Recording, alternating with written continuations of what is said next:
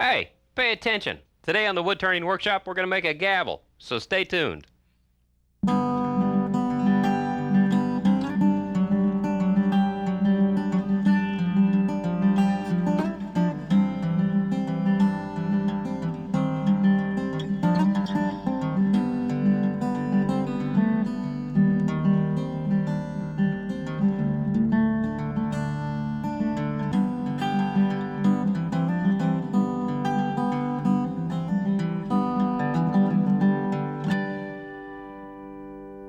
Well, a gavel's not something you're probably going to have a lot of demand for, but sooner or later you'll probably have a friend who becomes the president of a local club, or say it's your arraignment date and you want to get the judge's attention, he might need a new gavel at that time. Might get you a lighter sentence. Well, this is easy to make. It comes in 3 parts. Well, the gavel is made out of 2 pieces. We have the head, we have the handle. They're joined together by a hole and a tenon. The third part we're going to be making will be the striker plate. We're going to start making the head of the gavel first, and we're going to be using cocobolo for that. Exotic woods, like cocobolo, are very expensive, so you don't want to waste any wood. And one way to prevent waste is to make sure you center the blank perfectly on the lathe. Here's a technique for that. Take a straight edge, anything you got in the shop. Now I'm going to draw a line from this corner to this corner, rotate the wood. I'm going to then draw from this corner to this corner. Now I've got the exact center of my blank marked, but there's one more step. I'm going to take a spring-loaded punch, place it on that center mark, and make an indentation. The indentation allows me to perfectly position the points of the drive center and the live center then on the blank. Now, I take my blank, and instead of having to crane my neck all the way over to get that center mark perfect, I just feel the indentation. The tip of the spur drive goes in there. And I do it the same with the tailstock. Feel that indentation. Goes in. Good, just like that. Now I'm going to bring the tool rest up, rotate the work to make sure it's not going to hit the tool rest. And we're going to round this out.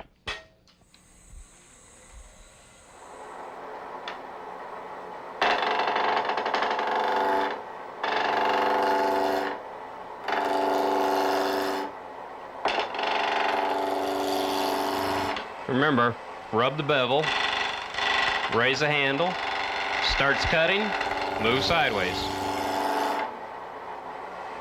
Raise the handle, cutting, move sideways.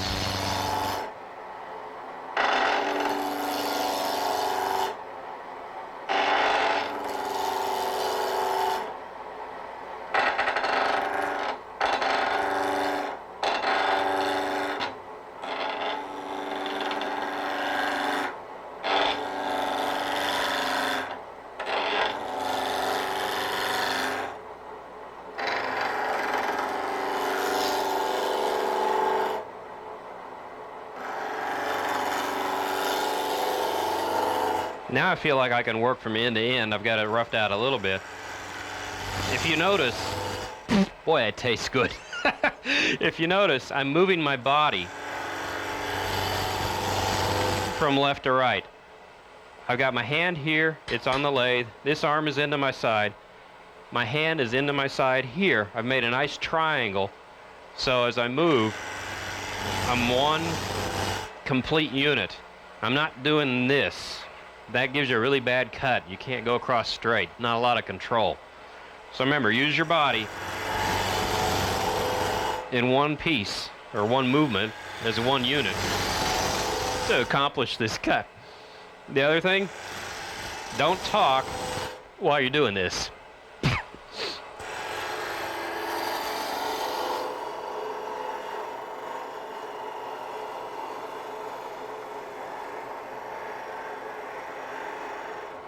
Good, that's nice and round. What we want to do now is to cut a tenon on this end for our chuck. Going to use our parting tool. Just go in a little bit. We're only going to make about 1/4 inch tenon. And my jaws are dovetailed, so I'm going to angle this cut in just a little bit. And I'm going to make sure that this shoulder here on the side is perfectly flat so it'll rest against the jaws nicely.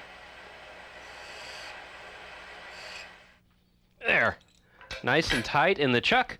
Just to make sure we're perfectly centered, I'm going to bring the tailstock up and see if the point of the live center goes in that indentation. It does, so we know that we're pretty good on center. I don't need the tailstock now for the rest of this. Put that down here. Next step, I want to take the gavel I've already made and transfer some marks of the high points of the turning.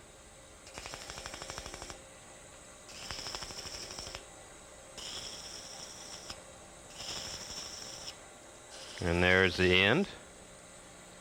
Now I'll just take my spindle gouge and I'll start working from this end. Okay, basically we're going to start off making a flat bead. Like I always like to say, you sneak up on a bead a little bit at a time. Tool goes in flat, rub the bevel, starts to cut. Start to roll the tool over, and I'm raising the handle at the same time. Now I've got to take a bit of the end off because you can see this hole here. That dimple goes in about a 3/16 of an inch, and I've got to cut that away.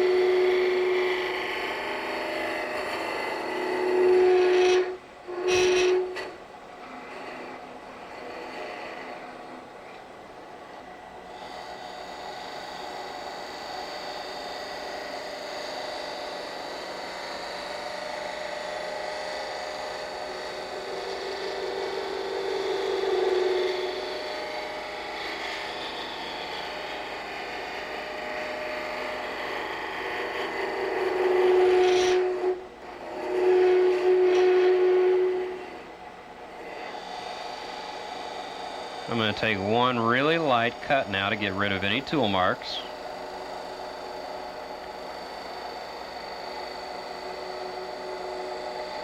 If you notice, I'm making the end of the gavel round also. If you make the end square, there's a chance that when striking the gavel you could hit the edge of it and chip or break it. This way, by being rounded, you're pretty much going to be hitting on the center of the gavel every time. Let me point out an interesting feature about the gavel head I've already made. This is not just a straight cylinder going across. The diameter here on this end and this end is actually smaller than the diameter of the middle. And there are beads here. This way you have visual interest all the way through the piece instead of just making a straight cylinder. So what we're going to do right now is take our parting tool and part this down to these diameters. The depth of this first cut I'm just going to do by eye.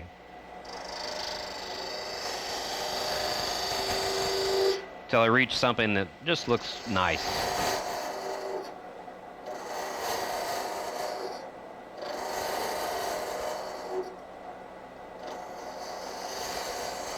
I want to make sure to stop short of this line so I'll have enough room to make my bead.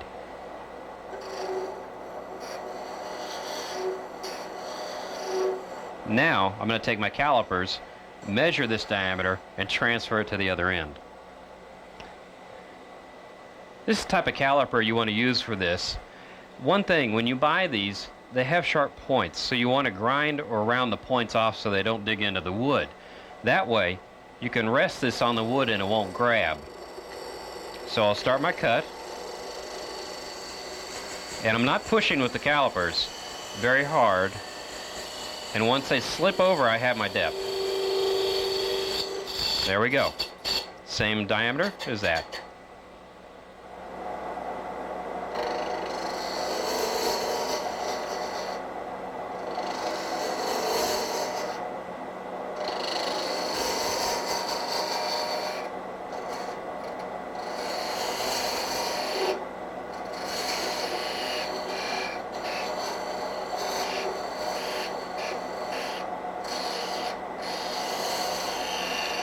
Now I want to move to the center, and I'm just going to eye it in and just leave this diameter a little bit higher than the other two diameters.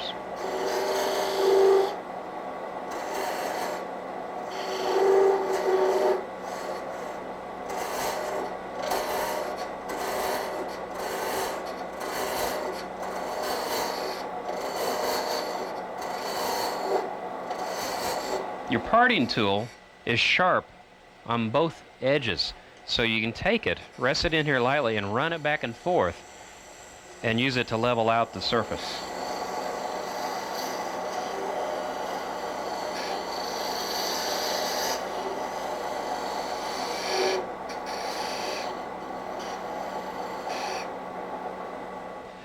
Now, I'm going to take a small spindle gouge, finish the first bead I started, and make both of these beads. Then I'll move my way down to the end.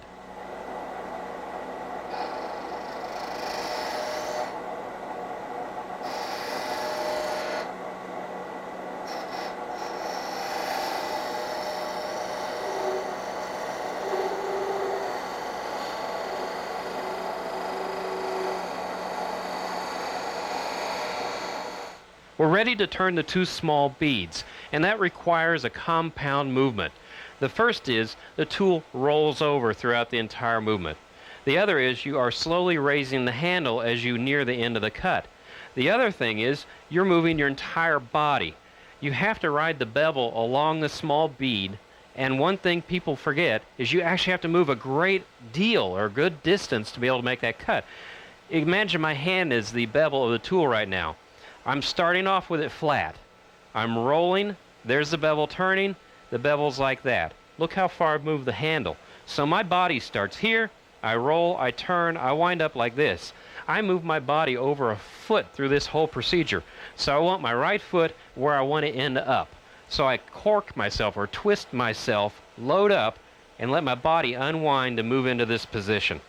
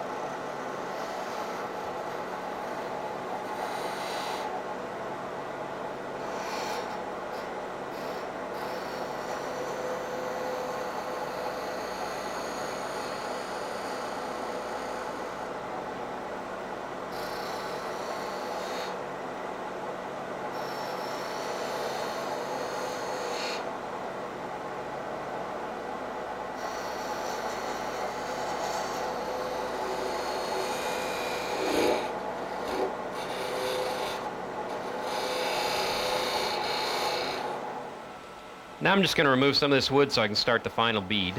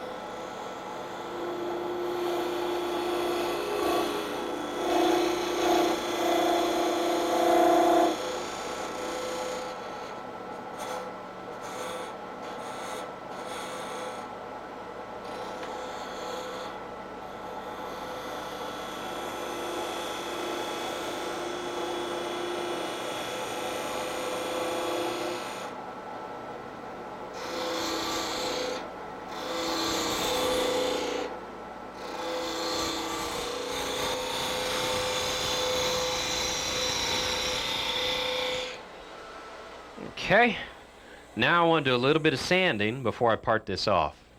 Cocobolo is a fairly oily wood, so you really want to slow down your lathe when you're sanding, or your sandpaper will get clogged very, very quickly. But it's also the oil in cocobolo that makes it so beautiful. So I'm going to make sure that I sand at least a 600 grit on this and the finish will just be incredible.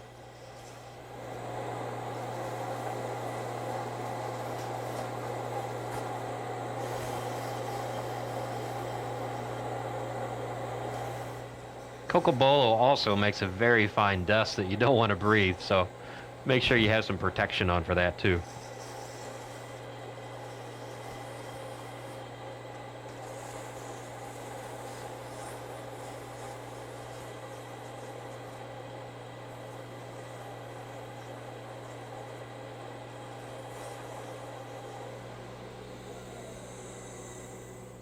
There, doesn't that look beautiful? This is wonderful wood. Now I'm going to part this off and we'll take it over to the drill press to drill the hole to receive the handle.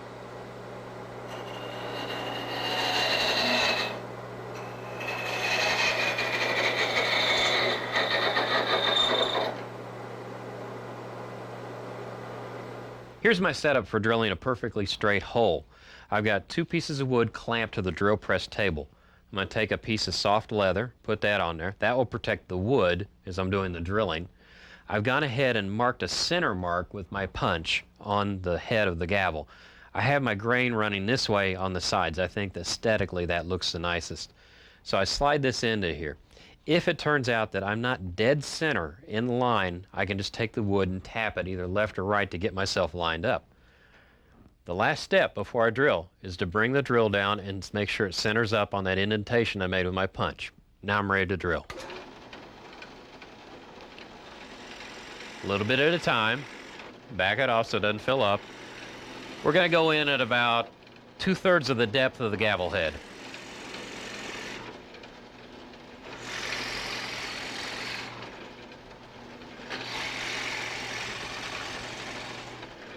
There we go. We're ready to do the handle for the gavel now. I've already gone ahead and turned down my stock to a little bit larger than the finished diameter I want. The first thing we want to do though is to cut the tenon that fits into this hole. Now I'm going to need to take a different set of calipers.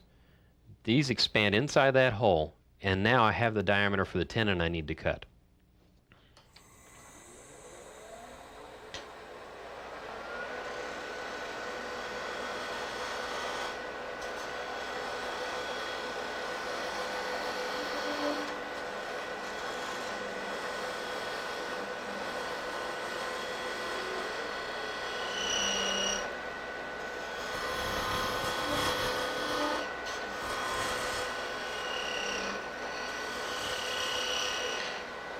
Okay, want to stop the lathe. Gonna loosen up the tailstock here. And without disengaging this from the drive center, I'm gonna pull this up gently and see how this fits. That's just a little tight. Well, actually that's pretty nice. I like a tight fit on this because that'll help the glue hold later. So really nice. I'm gonna put this back in. I'm gonna turn the tenon down just a little bit farther so it'll seat nicely into the head. And then we'll start making the handle.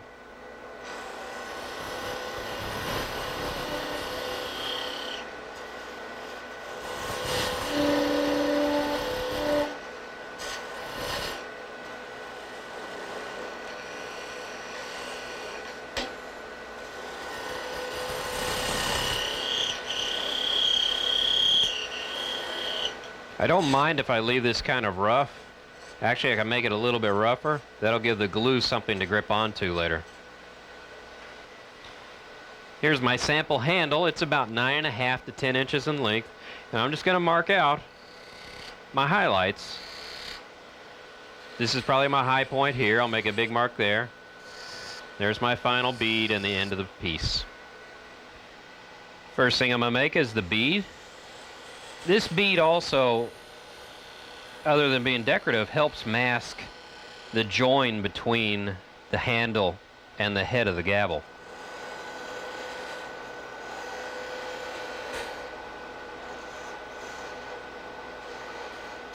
Take off some of this.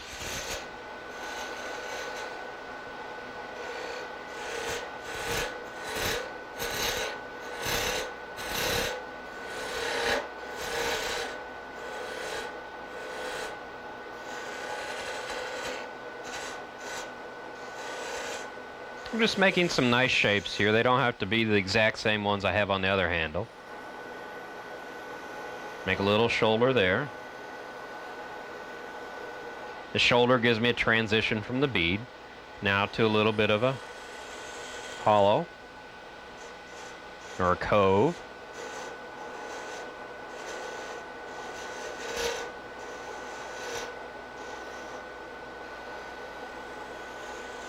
And from there, I'm going to take my parting tool.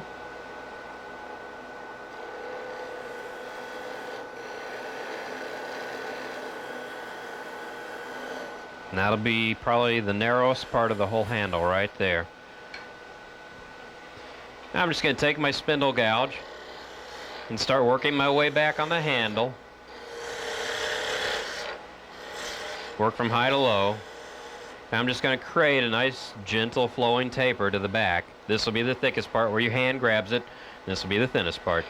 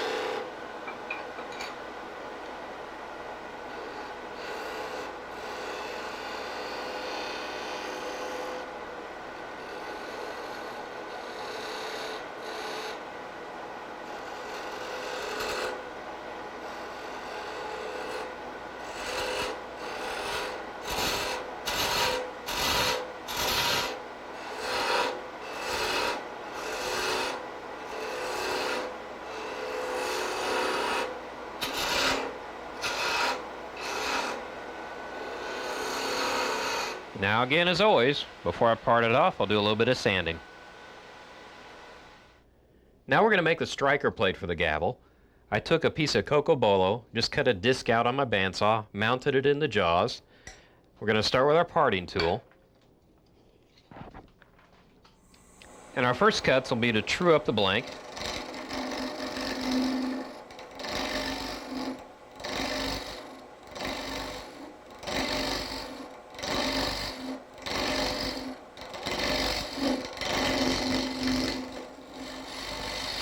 And to true up the face.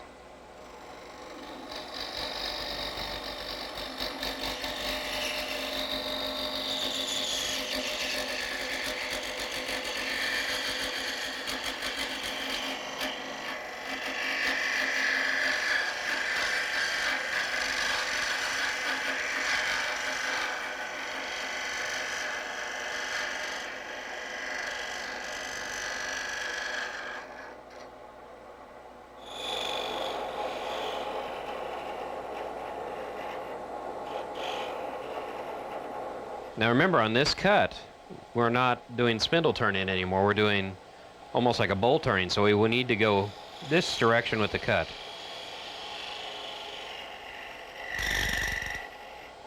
Because all the fibers, or end grain, is coming this way. So as we cut in, our cut is supported by pushing against those fibers.